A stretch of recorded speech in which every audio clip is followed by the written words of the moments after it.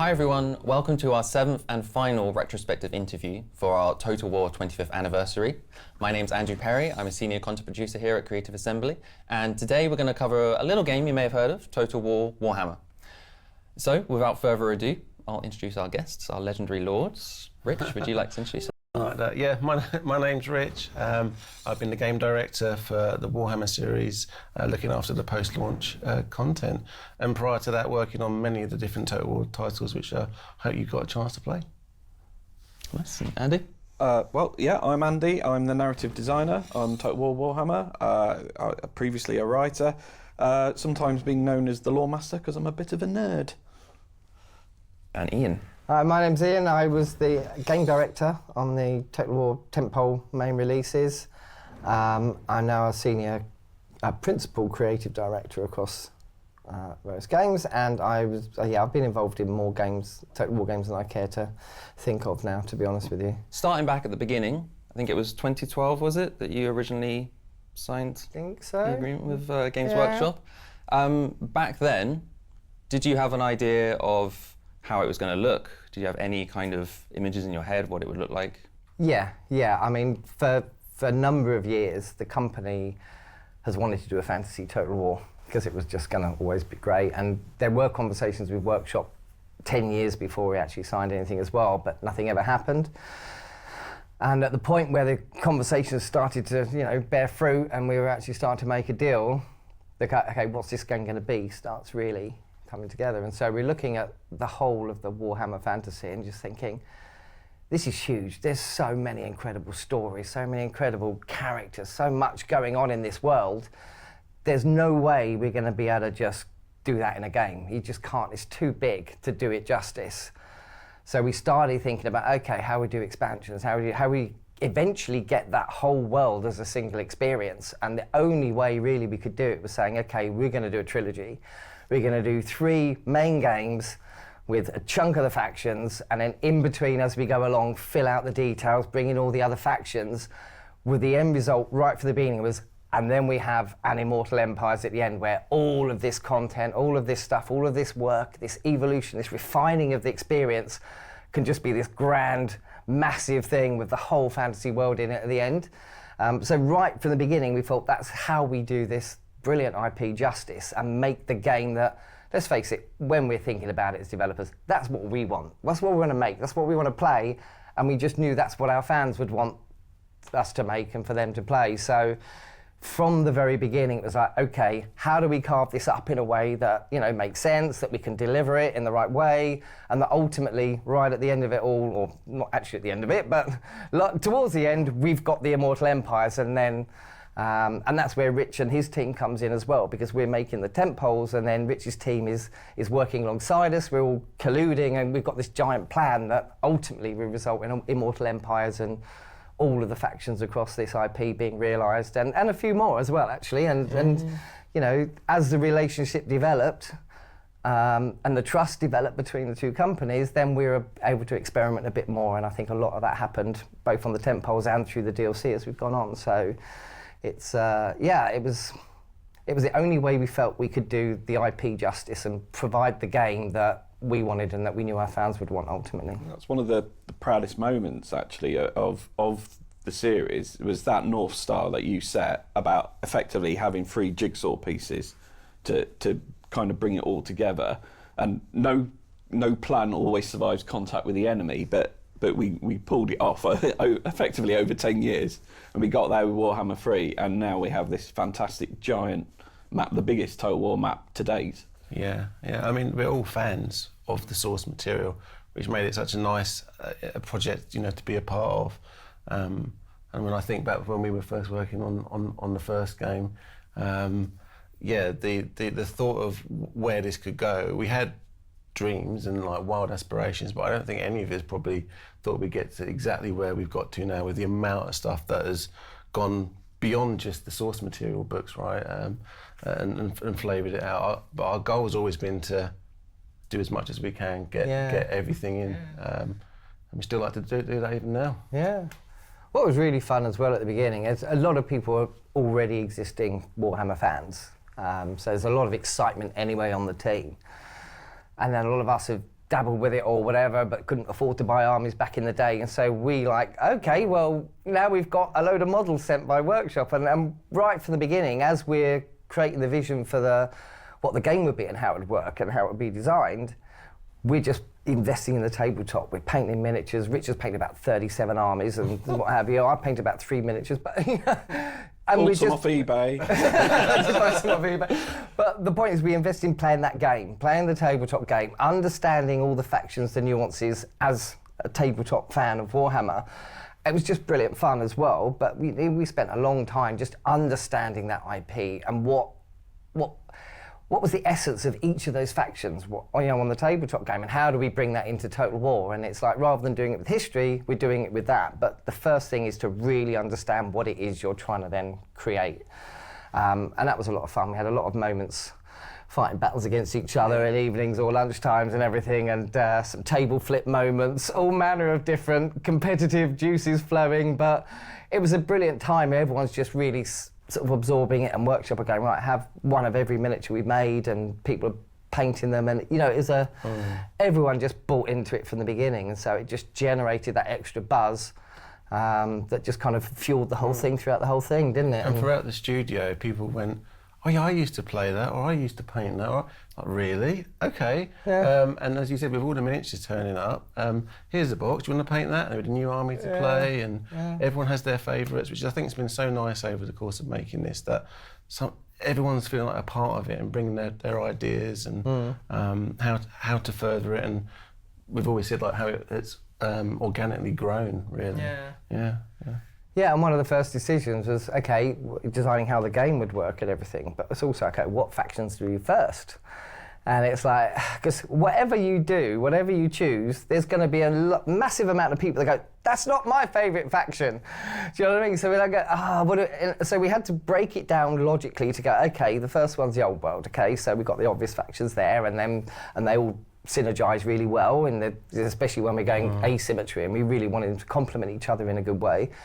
And then Lustria is obviously going to be the second one, and then the third one would be a more chaos. So we planned that out, and quite early on we was like, okay, people are going to be upset if their favourite faction isn't in this first game. So I think we made it very clear early on. Who's your favourite? Yeah, Skaven, man. But early on we was like, okay, let's tell everyone that we're doing the whole lot, so that they may not have the one their favourite faction in the first game, they know it's coming, so that kind of immediate negative response is like, okay, it's not the first one, but I'll get it eventually. And so that was kind of a message very early on, wasn't it? It's the characters too, who's getting those favourite characters in. The irony is, I mean, a lot of people, Andy Hall only puts his favourite characters in. My favourite characters are Frankwell and Kurt Helborg, both of which, 11 years later, are still not in the game. Yeah, well, that was just to spite you more than anything else. Yeah, of course it was. Yeah.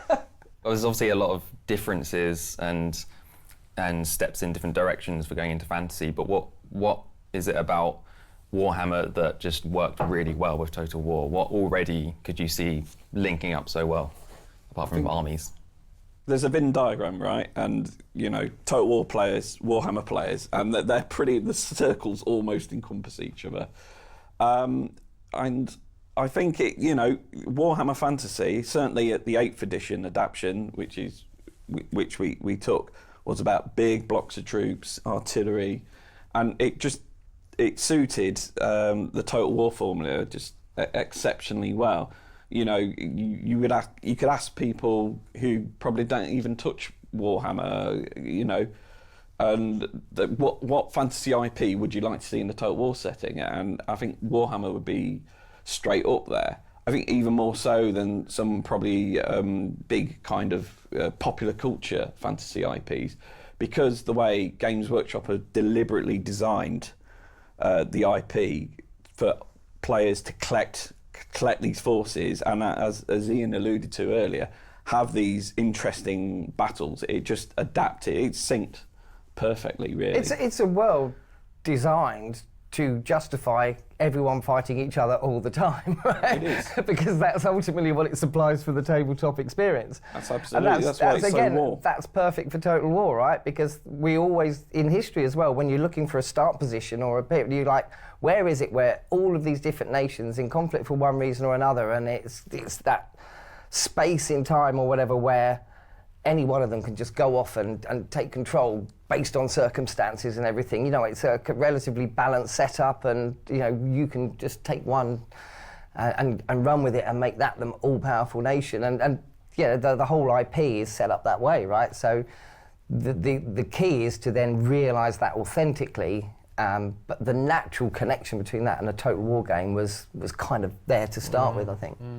It's got a natural progression system as well, with different creatures and units that you could move up into and construct and have within your armies, which is a classical part of Total War. And I think the other exciting bit for us was that, to my knowledge, that, you know, the world of Warhammer hadn't really been represented. There's been pockets of it through various games, but not like a mass campaign map, which Total War is obviously built upon.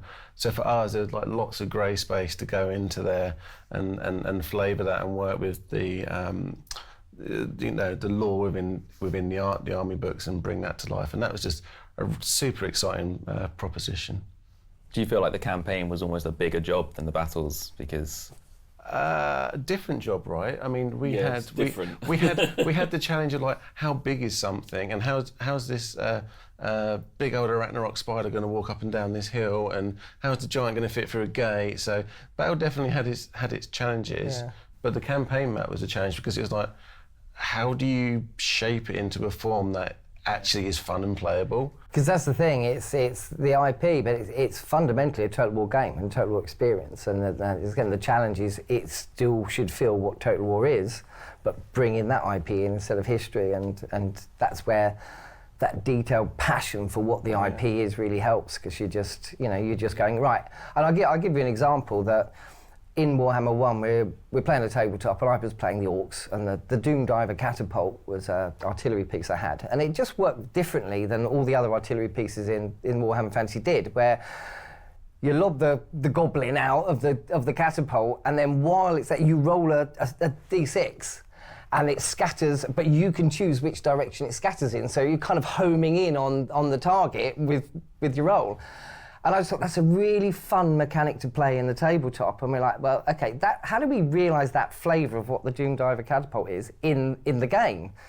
And so we talked about it. It's like, actually, we've got a kind of a first-person mode with artillery pieces where you can jump in, look for first person, and fire it and kind of aim a bit. So let's model that with a Doom Diver. So, you know, a bit of work and a bit of configuring, and before we knew it, we were firing this goblin out the catapult, and then you were literally controlling it with a degree of control to find, you know, homing missile it in on the troops. And it's just such fun. It's a gimmicky thing, right? It's not the core gameplay of the battles by any stretch, but it's that fun element that just goes, that's the flavour of what Warhammer is. It's a bit random, it's a bit chaotic, it's just fun, it's bombastic, and, you know, that's kind of what we wanted to get out. And you don't get that if you're not, as a team, all playing the game and all passionate about it and wanting to bring that out into a Total War game. So I think we just did that across the board. And, you know, the more people played and enjoyed the IP, the more that sort of stuff got realised. And it's one of the first things we showed journalists as well. Come and fly this goblin. But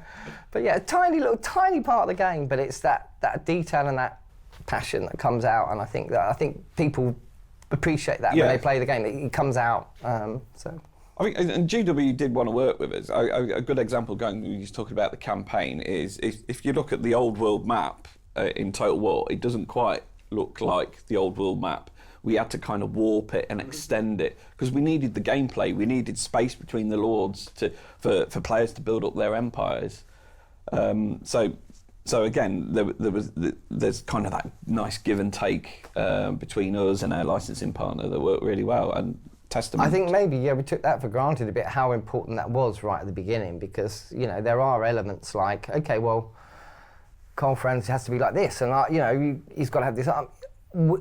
Very early on, they accepted that Total War is kind of an authentic start pos. Beyond that, the Orcs could rule the world. They may not in your IP, but we're not doing a linear story, but the start position is authentic, and beyond that, it's the player's narrative that drives it. And because they bought into that very early on, it gave us that flexibility to go, no, we can make a Total War game, and they're okay with it.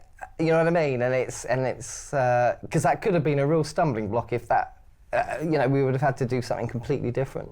Well, it's the sandbox, isn't it? Is that you get to the starting line, it's all, all absolutely authentic to the way it's portrayed in the books. But past the starting point, the power fantasy is with the player. And I've said before, I was playing Empire and I wanted to take back Marienburg, those filthy secessionists.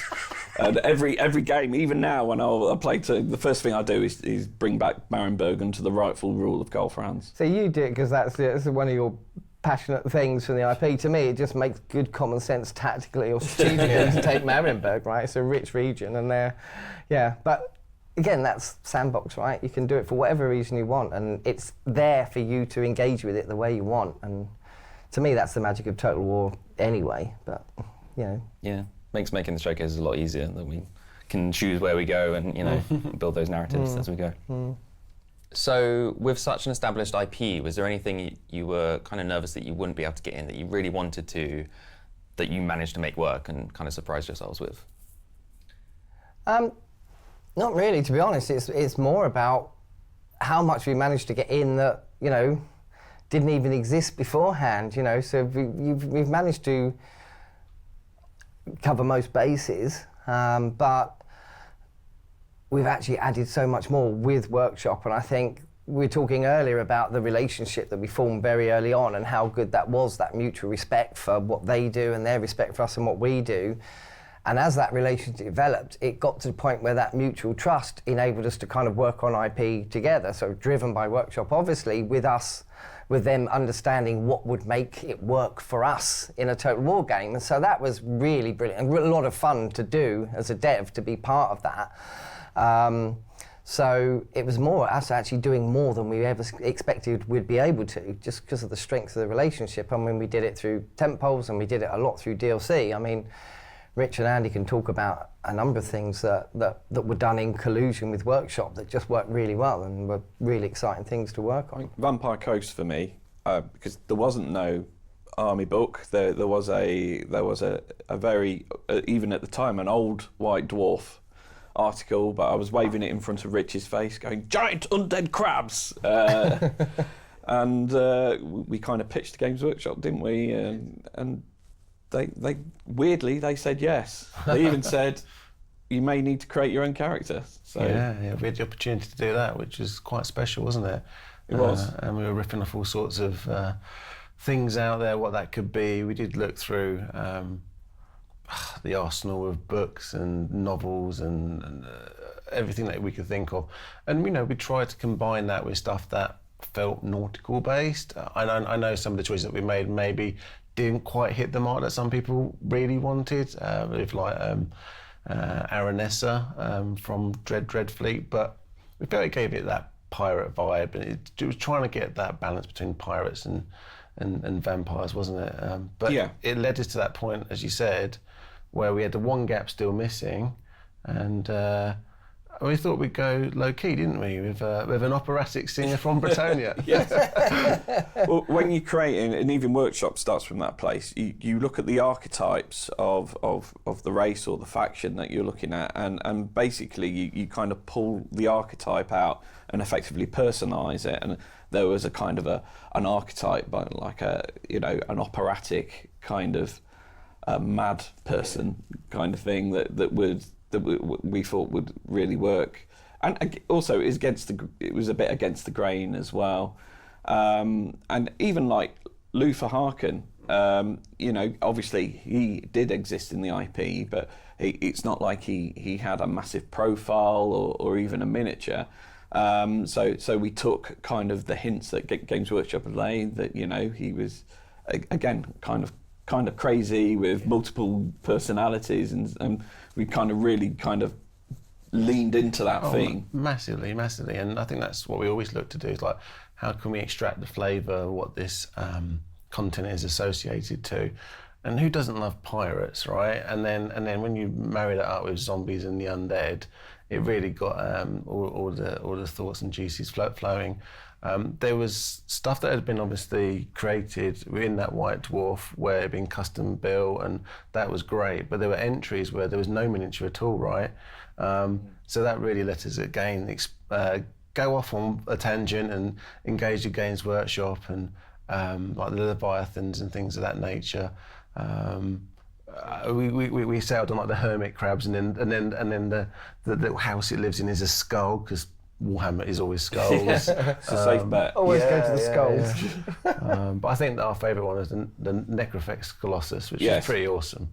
Yeah, and that's a classic example of, you know, when you take a main range faction, you obviously go to the army book as your primary source.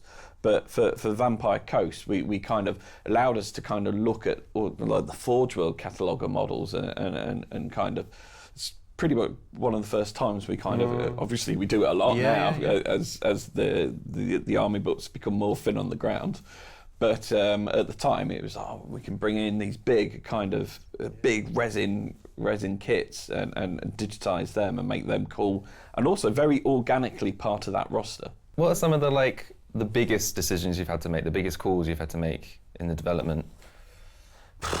Well, to be honest, every day is full of loads and loads of big decisions. But I think we were talking earlier about all the stuff that we were doing as a team with Workshop, and I think Cathay was a big decision for Warhammer 3, because, you know, we've had the factions left and we're like, okay, we wanted to do chaos the way we did, because then you can really look into each chaos properly rather than making it a generic thing. And so I've got all these 4 chaos gods, and we've got two goodies or 1.5 goodies in there, and it's like, it just didn't feel too balanced. You can't be too dark. You've got to give people the light side to play as, particularly me, because I'm like that. But, you know, I think generally across the board, it wasn't balanced, and so we're like, okay, we need to beef up Kislev, and ideally we have something else, and there's this allusion to Cathay, and we're like, okay, it'd be lovely. And at some point, even during mid-development, you know, around alpha time, it was like we were pitching to Workshop about doing something with Cathay, and they came back and just went, yep, and then worked on Cathay, and then worked on it with us. But that wasn't like in pre-pro or part of the original plan. It was an opportunity taken.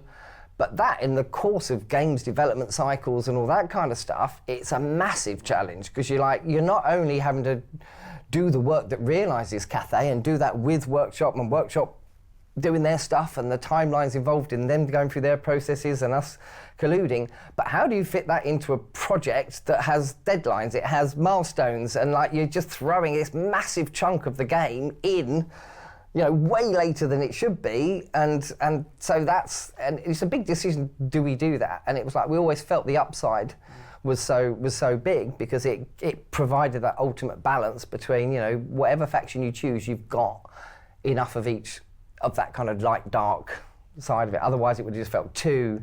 Yeah, if you don't really like chaos, you've only got you haven't got many options left here. So scary meeting, going to the map makers like Emma, our terrain guys, and going, oh, by the way, we're increasing the map by another third, and we're creating Cafe. We don't quite know what it looks like yet, because Games Workshop haven't told us, and it needs to be done in the next couple of months. Yeah. But it was a scary phone call, wasn't it? Me and you was like, we need Cafe. So we kind of rang up Games Workshop. We were saying our game's a bit top heavy. And again, we was kind of expecting a no, but they were extremely open to us straight away. Yeah. And then... But then obviously that takes a while to come to fruition, and you're trying to plan a project that may or may not have it, probably not. And then, you know, when we finally get to the point where yes, then you're working with Workshop to design it and work out what that is, and then you've got to put it in a game, like, you know, way late in the development cycle. So, but I think it paid off in the end, and I think it did help the whole game be much more balanced. I love playing as Cathay. I was going to say, it's quite poetic that to balance the game out, you brought a faction in that is all about balance and harmony. Yeah, that was part of it. Honestly, that's what we were thinking at the time. That was part of the pitch document. So does this mean Cathay is your favourite faction to play? Or? It's one of them. Yeah. It's one of them. If I'm honest, I'm a bit plain straight, whatever. I like Empire. I like being the goodies in all these games. I'd play all the others, and I love them all. And obviously, I've had to. I've been, you know, helping balance and refine them over the years. And I love them all. And I love the experience of them all. But ultimately, my personal taste, I go back to humans against all the baddies, and that's my take. But Cathay was that as well. Just you know, yeah, I've played them all too much, really. And half of the DLC stuff you've done, I've played to death and lost half my life to. So we can relate. We can all relate. How What's about you, your Rich? favourite? That is a tough one. I know where you come from, and I like elements of that as well. I'd like Britannia in a similar kind of vein, but probably the one that scratched the itch most for me in like a turn-by-turn kind of get my head thinking and choices be made is the Chaos Dwarfs. And I think also because that was the one that I was extremely excited about making from like day one, the fact that we got to that point and it was that kind of, oh, do I do this, do I do that? Enjoying that kind of strategical element was like a really good fun one. And they were just fun just for us to make as well, in that we had to combine what was, I mean, the big top hats are from, I don't know when, Andy, like a long time ago. It's and a then small man syndrome thing that Chaos Dwarfs have, but it's Assyrian and Babylonian kind of Persian, effectively. But we blended them with the Forge World stuff, the more recent stuff, and like to have that aesthetic. But yeah, they're probably up there. And we gave them their own language, which was a stupid amount of work. I mean, for me, I love Skaven, I love Empire. I really enjoyed the Tomb Kings, actually. I had really good fun campaigns. And actually, kind of me and Ian played a co-op campaign quite recently where we were kind of, you were Grimgor, I was Azag, and we were trying to meet in the middle of the World's End Mountains. That was fun, playing the Orcs, which I don't think I'd done previously. We've just got so much choice, haven't we? Yeah. And this How many legendary lords now? Over 100. Yeah. And there's still Can we get Kurt more in, coming. I know you keep Hellboy. asking. He's definitely he's on the list. Good. It is so weird having this conversation now and then having to put your mind back where it was at the beginning. Right at the beginning, there's like a few of us sitting around and that was the hardest decision. Around. I remember sitting in those meetings with you and we're like, well, what goes in on that first iteration and what? Yeah. And it was painful. It was so really painful. Like, oh, you can't have this and that character and so on. But yeah, thinking back now, and there's 10, 15, whatever years later, there's 100 legendary lords and the actual Immortal Empires map. It's like, it was always part of the vision and what we planned towards, but it's funny when you think back to how it was at the time, thinking that felt pie in the sky. It felt a million years away. It's like, okay, it's been realised. That's great. And the amount of people that have thrown so much time and passion into it across the team, and the amount of talent thrown into it, and the memories you have of that camaraderie of late nights and E3s, and all that, and it's been driven by passion for the game we're making, the Total War game, and the IP as well. And it's been a long old journey, but it's so weird thinking about putting your mind back where it was back then and just picturing that happening, and now it's kind of there. Yeah, well, it's been like a quarter of my adult life at this point. Been about a 20th of mine. Yeah. I got that old now. Yeah. But yeah, it's good times. It's been good. So, looking ahead to the future, is there anything you can share? Any plans, any ideas, anything at all? Please give me something. Always poking for that, right? Always. Our journey has always been to do everything. I don't know whether we'll ever get there, but our goal is to do as much as we can. So we still love to add more characters and units and stories and all those good things. We want to have this as a long-lasting legacy for players to enjoy and come to over the course of time. So we'd like to leave in a way that all the different races and factions have had some kind of touch up and attention, and that's kind of our goal, right? We just want to continue doing that for as long as we possibly can, and spreading a little bit of magic here and there. But yeah, I couldn't tell you on the exacts.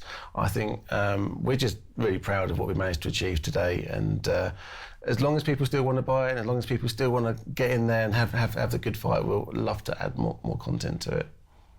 So what you're saying is it will just go on forever and ever and ever. No one has to worry about it. He's not saying that, but he'd say he'd like to. In our hearts, yeah.